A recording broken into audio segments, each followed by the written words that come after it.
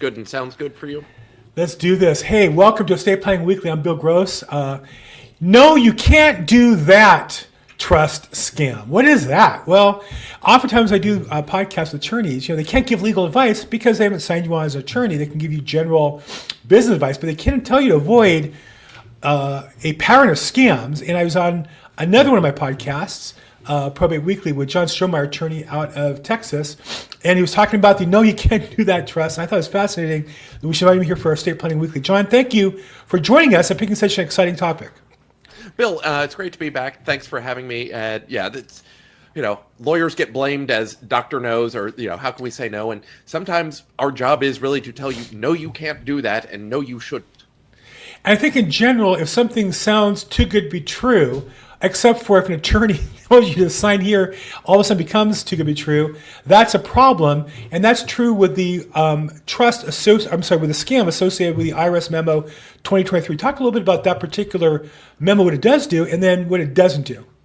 Sure. So there are all sorts of trusts out there. As an estate planning attorney, I use lots of different trusts, and there are all sorts of good reasons to use them. What happens, though, is there are people online who are overselling what you can do with a trust. And unfortunately, it can get clients, or people who follow along with them into a lot of hot water with the IRS. So here it is, 2025. Back in 2023, the IRS relieved Technical Advice Memorandum 2023-006. And if you want, you can Google that and read along with us if you'd like. But what it does is it addresses one particular type of trust that's out there that, again, doesn't do what the promoters purport it to do. So these are, they can be called multiple different things, but non-grantor, irrevocable, complex, discretionary spendthrift trust. Now, these are real things.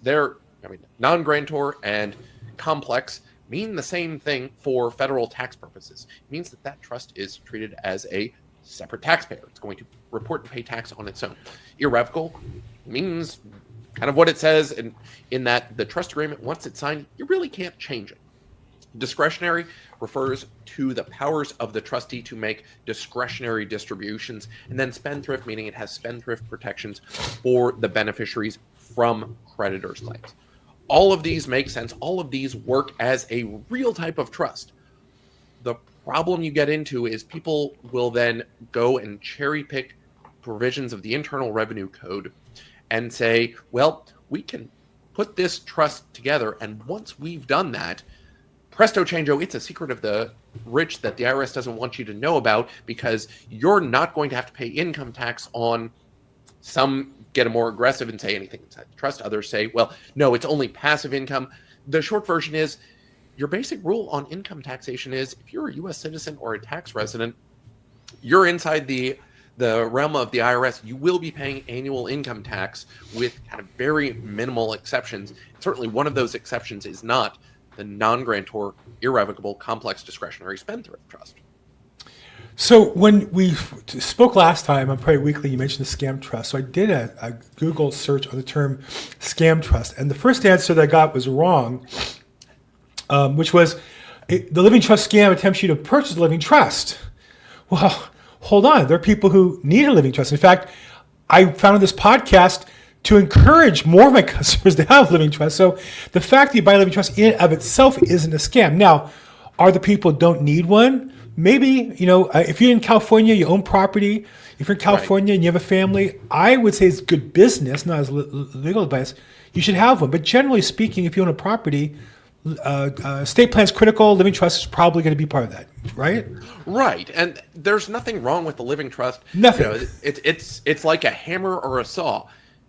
You're probably, if you use it as intended, it's all fine, and nobody's going to be upset. It's when you go beyond what you're supposed to do with a hammer or a saw and start hurting other people, and this is where the metaphor starts to fall apart. But really, there are things you can do that are perfectly within bounds. In California, where you are, you basically need to have a revocable living trust to avoid probate and all the costs associated with that. Right. Here in Texas, it's a little more optional. You don't have to have one. And so we talk to our clients about what is appropriate for them and their circumstances. But there's nothing necessarily or nothing inherently scammy about those revocable management trusts. Well, The well, problems come in when you get a little aggressive on the tax plan. Well, let me just stop right there. So, in general, to say this, a living trust is a scam is obviously bad advice just to begin with. It's a tool. And I think, use your analogy, it'd be like me buying a hammer and a saw. I'm never going to use a hammer, so I just have it for my son-in-law comes over and needs them to improve our house, kind of like a living trust. I'm not going to need it, but when my son-in-law and daughter, after I'm gone, it's a tool that they will use. Then I used ChatGPT and said, what are the top 10 trust-related scams? I got answers. Living Trust Mills, that's really just a company that does nothing but basic living trusts, and they do them less expensively. And to call them a mill is pejorative. Now, are the people who do a lot of volume and do a poor job? Sure. Is a bad trust better than none? Maybe John and I disagree. My business sense is 90% of the time, any trust is better than no trust because you can work on it faster. At least the property maybe is already deeded in the trust. As a real estate agent, I like it a lot better. Right. And that's the thing. It's just kind of, there are things to do. And yes, there are those will mills or trust mills where they're just kind of churning out documents. They're not doing anything to make sure that the plan fits together.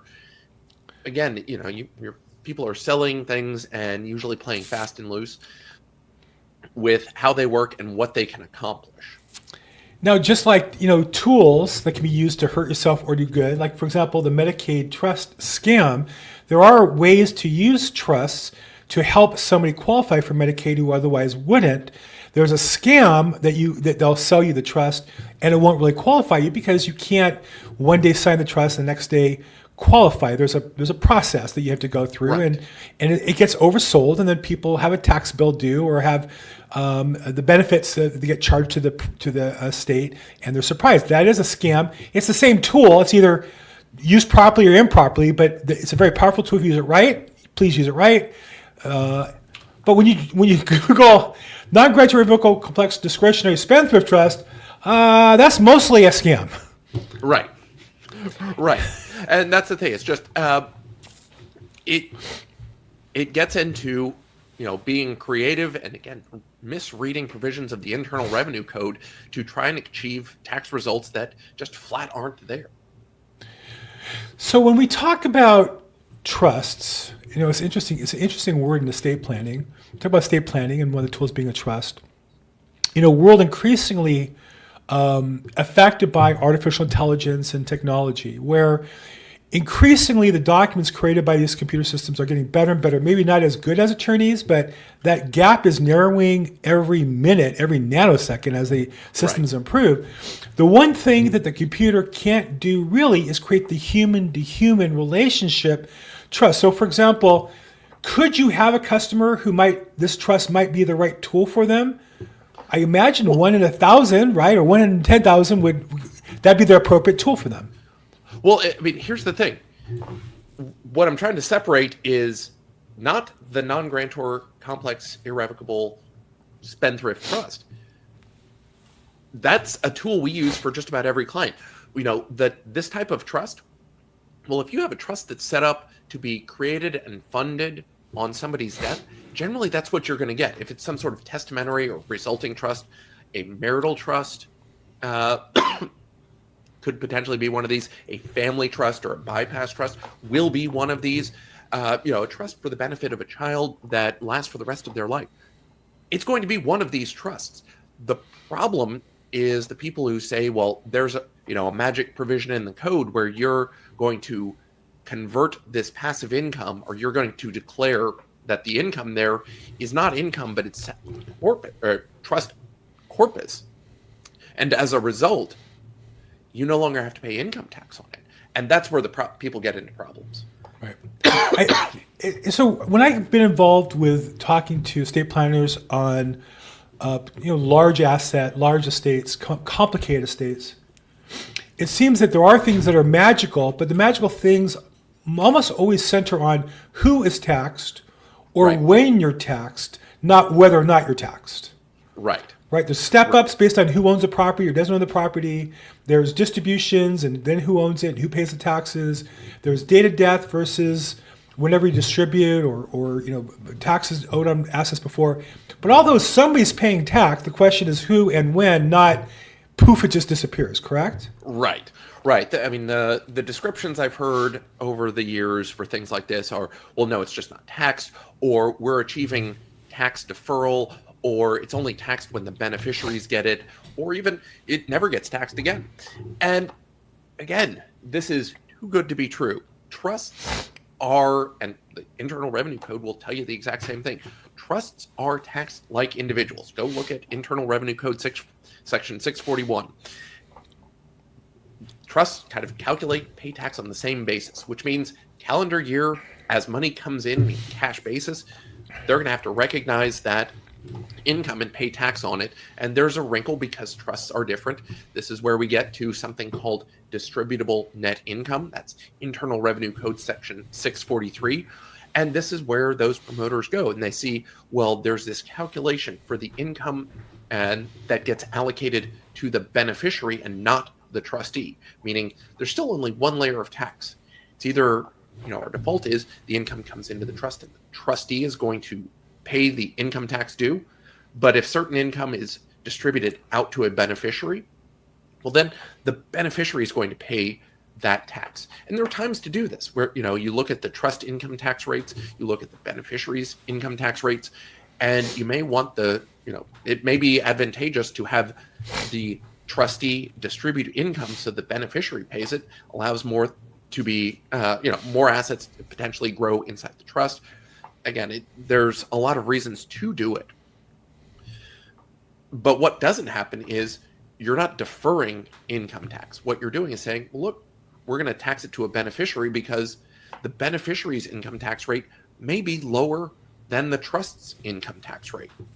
As a starting point, well, individuals, you don't hit the top income tax bracket until you've had hundreds, 4 to 6, depending on, what year and what your status is, but hundreds of thousands of dollars of income versus a trust where they're going to hit the top income tax bracket at about $14,000 to $15,000 worth of income. And so, you're just going to kind of blast through and be at the top bracket for a trust very quickly. And there are things to think about. And there are planning opportunities for that, especially given our current estate and gift tax climate. But what we don't have is an option to defer. Right. So there was a lot of talk about potentially the exclusion amount reverting down to the pre-2017 number. With the passage of the One Big Beautiful Bill, the current exemption is continued, I think, for at least 10 years. And so there's a lot of consternation and concern about what that might have looked like that doesn't apply. But I feel like sometimes people say, oh, good, well, now I have doing estate planning. No, that's not what it means at all. Maybe tax rates aren't going to go up, and maybe those tax rates aren't going to be raised or retroactive or whatever. But still, you can almost make as much profit with good planning as you can on making income. So what do you see as one or two of the most common, people come to you with their estate and don't put it into a plan. What are one or two of the most common mistakes or opportunities that you see to help people when they come to you with a plan? Not a scam. We're not selling something that's not true, but what are within the tax laws, what are the opportunities and benefits that people can benefit from?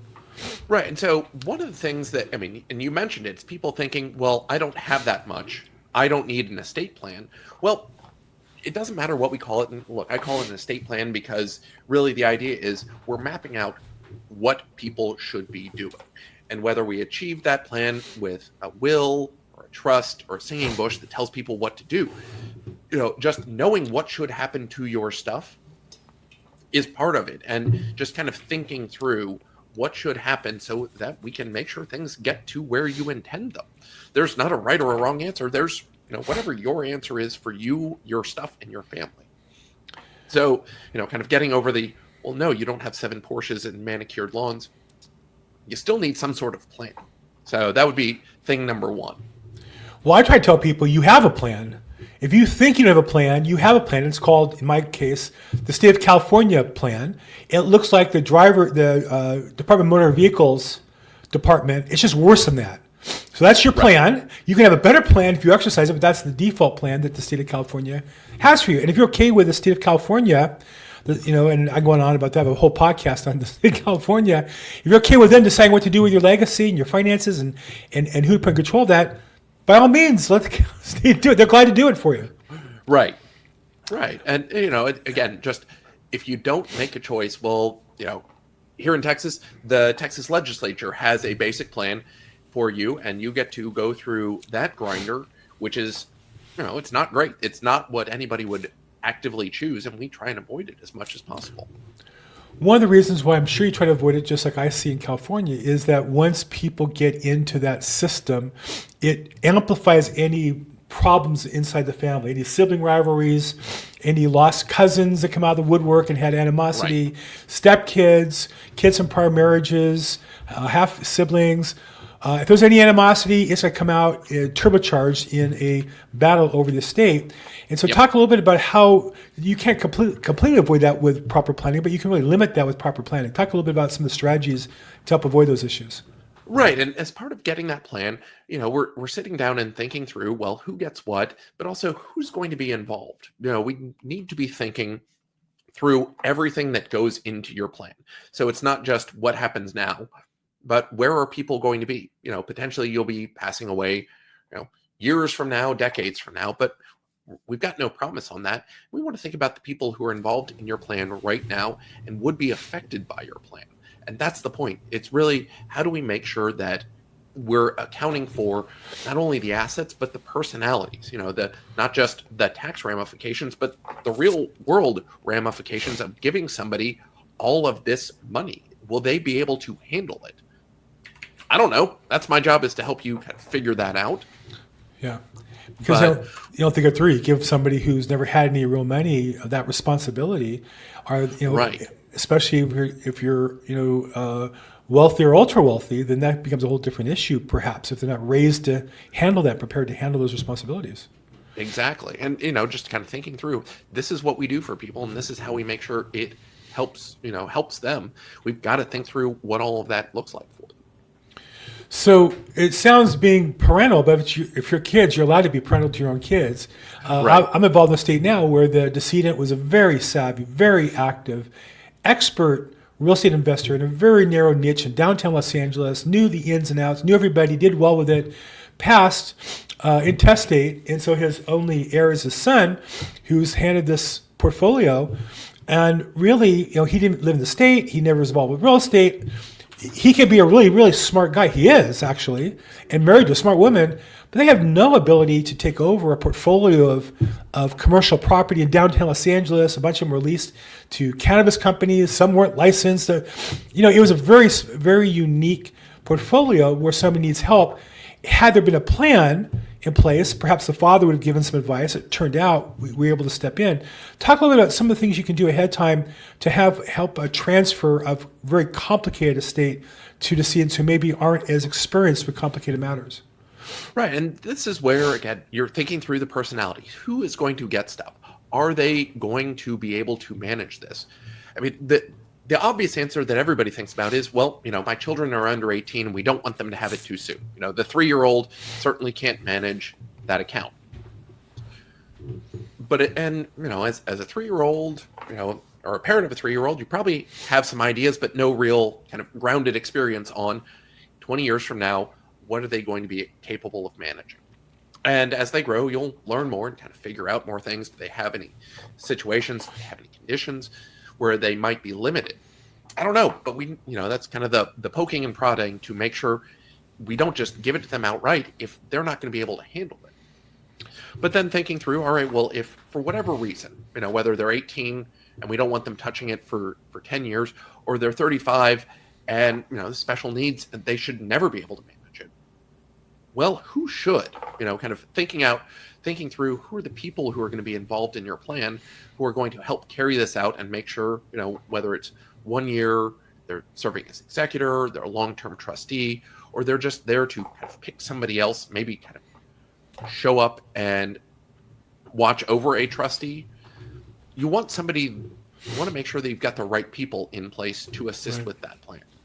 Right. And I think we've all seen people who, blow a lot of money they're inherited. I think I've seen people who inherit money and they end up never really achieving much because they got a little too much. They didn't mismanage it, but they didn't. Right. It just killed their incentive to grow as people. And I feel like I'm surrounded with a bunch of those people who are, they're well-to-do and they live a decent life, but they seem to have not grown as a result of not having to work or build a business or grow the assets. And these are the people who take those assets, maybe modest, maybe significant, and grow them and make something really big of it. And that's obviously everybody's desire if you have assets to leave to your family, but nobody has a crystal ball, right? Right. Exactly. Yeah, and I think that's the challenge. Now, if you were to estimate, obviously you have to have the technical know-how as an attorney to know the laws set these things up, but you also have to have the soft skills of asking these questions, probably probing a bit. Probably people give you a superficial answer and you kind of read that and have to learn how to get a little past it. How would you assess yourself in your practice today? How much do you have to rely on your technical skills and how much of it's sort of the soft skills or the experience that gives you the intuitions to be successful on the emotional and communication part? Oh, goodness. Man, those percentages. Obviously, it's a mix of both. Our initial client meetings, we're spending the first half hour or so, usually just talking with clients about who's involved, what are they looking for, what does a good plan look like for them? What's the Smith family home run, because we don't want to give them the Jones family plan or whoever it is. We talk to lots of families and they're all different, not only personalities, but the asset mixes, where they're going, where they've been. And again, ultimately, what does that home run look like for them? And so what are common home runs that you see people say, that's what I want to have happen at the end of the day? You think people do mention taxes, but one of the big ones really is they want to make it easy for everybody. They don't want to leave a mess behind. Right. And, not only, nobody's ever asked to leave a mess behind. There's some that may be a little more casual about what they're doing. But usually it's some version of, clear map, clear plan, smooth transition, easy. These are kind of what you see a lot of from people of whatever it's leaving, whatever they're leaving it, whether it's $100,000 or $1 million or whatever. They want to make it easy on those that they care about. Being a real estate agent, a very common experience is somebody put the time together to very neatly in an organized manner, create a beautiful plan in a beautiful book, in a beautiful binder. And I'll say to them, I notice your property is held in your names, Bob and Mary. Have you ever looked into estate plan? Oh, we have an estate plan. Oh, really? And they go get the book and they pull out, and it's beautiful. And they show it to me, and like the top page has something on there, usually the deed that's not signed.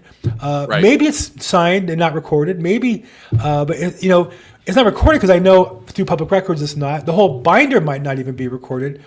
So to me, one of the biggest, most common messes I'm dealing with right now on a big estate is they paid the fee, they did 90% of the work, they didn't do the last 10%.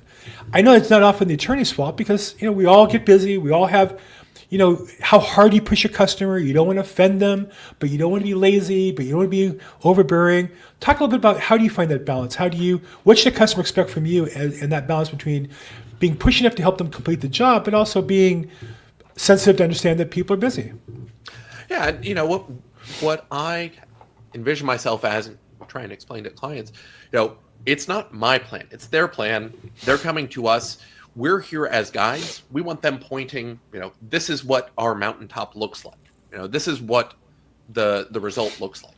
What I'm not trying, look, there are certain recommendations I'm going to make. I recommend that you have, a will or a trust as something. We're not, not really going to have a bush that if they keep it alive for the next 20 years, it'll tell people what to do. Top men are working on it in my greenhouse in the back, but in reality, we're going to go with the things that we know work. And so it does come down to, kind of coaxing it out of people. And there are, kind of phrases and, trying to get the clients to talk, asking those open-ended questions. And, there are times where we'll kind of say, all right, let me read this back to you, or this is what I've heard. Does this sound like what you're looking for? It helps us kind of clarify and make sure that we've heard the right thing from them. Yeah, and I think we might even, you talk about a talking bush. I keep, in my mind, switching that to ChatGPT, accessible through your Amazon, I don't want to say her name, or your phone secretary, that you can say, so-and-so, write me an estate plan. It's me, my wife, we have kids, we have this much assets. You probably could get a plan that way, but that's not going to finish the job, because you need somebody to make sure that plan lines up with what your goals are as you work through that. Right, and that's the thing, is when we're talking about having that sort of plan, how do we get to that? Well, sure, you will have a plan, but ultimately, ChatGPT is giving you something that's based on, the words they've read before. Use it for things. It's helpful, but it's only looking at kind of what it knows. It doesn't take full context of everything. And you get what you pay for it when it comes to things like that. Are there things to be used? Yes, it does have its place, but trusting, look, there's not a chance I'm ever going to use it to say, hey, generate this document. Why? Because I'm going to have to go back and read that whole document start to finish versus, look, we use forms. The reason we use forms is so we don't have to start from scratch on all of these. Right, you created your asset already in the work you've done before. It's interesting you say, I had an attorney ask me to put together a list of all the communication on a pending matter. And I have Google, so I have Gemini built into my email, and I asked it to make a list of all the emails, and my voicemail comes to my email, and it did a great job. It probably was about 50 emails. It missed 2, but 2 very important ones I knew were missing that I corrected, and I asked it to summarize it. It did a great job, but it left out 1 or 2 really important points on the matter where we have an argument with a tenant. It didn't even analyze who the owner of the property was. So it's one of those things where it was really great, and I ended up with a great product at the end. I had a 2-page with all this, everything footnoted. But if I didn't look at it, it would have been a mess and would have been ineffective. So I think we're moving quickly towards that, but I still think there'll be room for us to oversee all this process. Let's talk about the practice. Does your business, would you describe it mostly as B2C, as in consumers coming into your business directly, or you can consider more B2B, where other attorneys or other professionals refer customers to you already on a professional basis? Yeah, this is where the business itself is B2C, where our clients are individuals. They're generally not entities or anything else like that.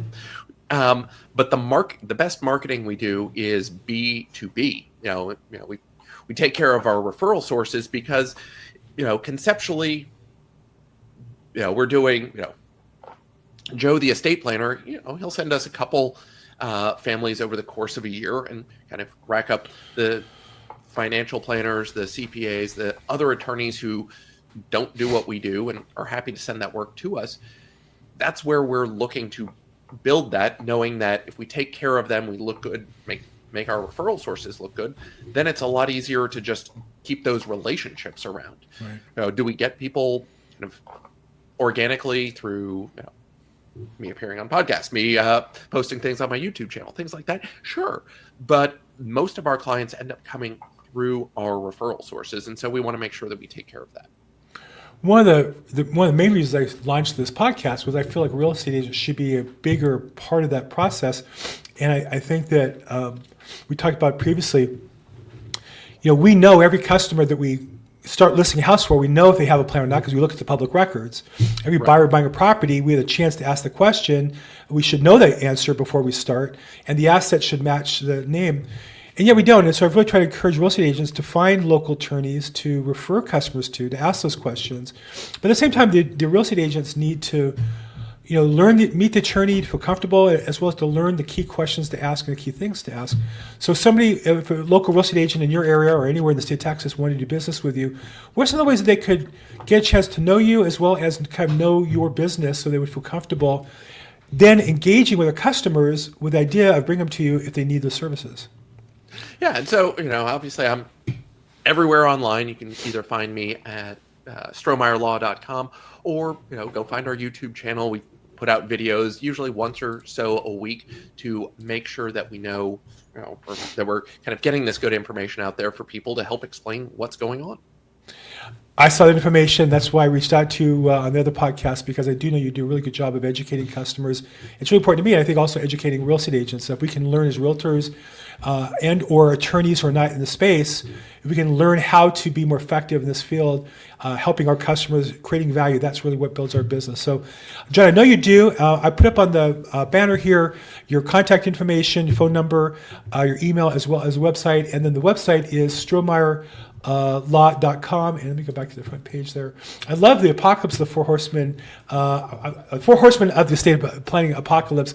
I'll leave that to anybody here who's on the show to go to the website, click on that. But he lays out the four main traps I think that people get caught up in if they do proper planning. So whether you go to the website, Strohmeyer.law, Strohmeyerlaw.com, and there's a call us button, or down below the contact info. It'll be in the description as well. Reach out. John, thanks again for educating the marketplace, and thank you for taking time to educate my platform and the people I work with. Bill, pleasure to be back. Thanks so much. And for the rest of you, this was Estate Planning Weekly. We do this every week. We interview top estate planning attorneys from around the country, as well as professionals that service that business.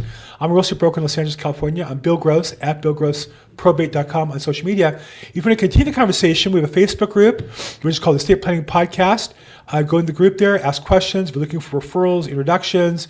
And if you're on this call watching this, and if you either are an attorney that'd like to be interviewed or know somebody who should be, please feel free to reach out.